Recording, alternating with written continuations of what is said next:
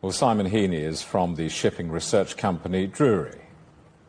I think it is significant for the fact that this is a new connection along the Northern Sea route from China to Europe. And there have been a few Northern Sea route transits by container ships in the past. The first one was back in 2018, but very few. And I guess, it's significant because of the connection with China and the fact that it's sort of rekindling the whole Arctic shipping story. But in the grand scheme of things, I'd say it's not a huge needle mover in the global sort of container shipping world. I wonder what specific challenges do the crews face in terms of ice, navigation, communication, or even infrastructure?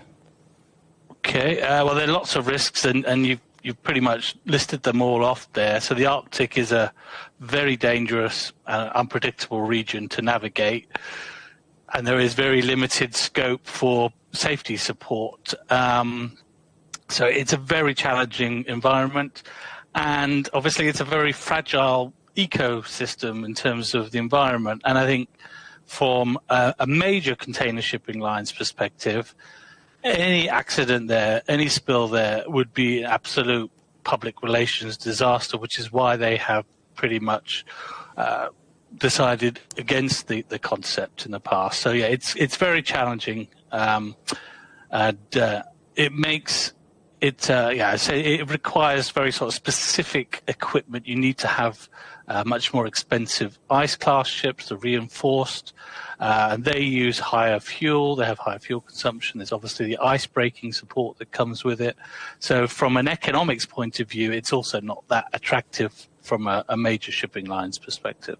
But I guess the commercial shipping will have its interest piqued somewhat by this. The environmental world might well not think the same.